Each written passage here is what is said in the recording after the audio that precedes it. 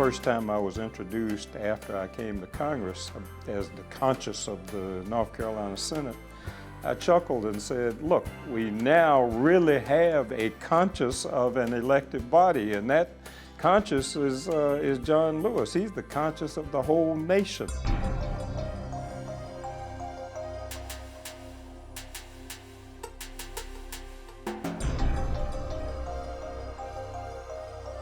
I met John in 1960 and have been blessed to be a part of his journey, my journey, our journey, in helping to change this country and how we relate to all of God's children, but particularly those who were perceived to have no character, no intelligence, and had to sit in the back of the bus.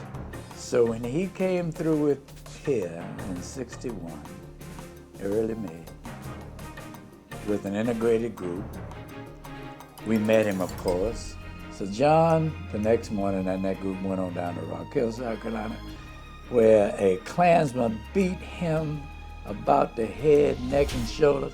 And the one thing I want to say about John is, that brother has one of the hardest heads, both physically, spiritually, and otherwise of anybody I've ever met, because they done popped his head from time to time, and he's still standing. Imagine a guy at 19 years old leading a civil rights movement, standing up to the guys who were a lot older than him, standing up to Bull Connor and the people beating him over the head crossing the Edmund Pettus Bridge. I've seen John at all kinds of different places and spaces, including an honor that we 80 or so original Freedom Riders who were invited to come to Chicago to be a part of a show that Oprah did on the 50th anniversary of the Freedom Rides.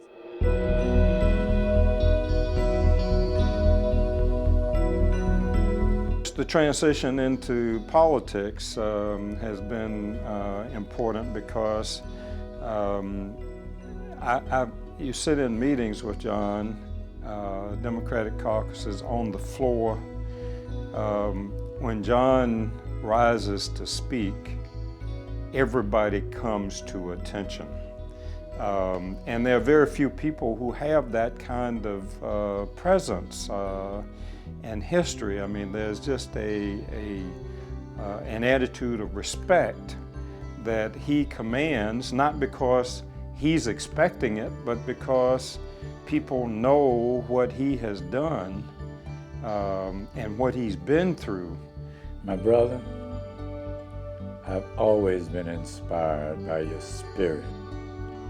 Let us forever keep nonviolent, the beloved community alive, and build a better place in this space for all of God's children to live together, black and white and all the shades in between, all the cultures, all the religions, living harmoniously. Love you, bro. John, it's great to have you in Charlotte, and it's great to be honoring you. I can't think of anybody that I know who deserves it more. Congratulations, my friend.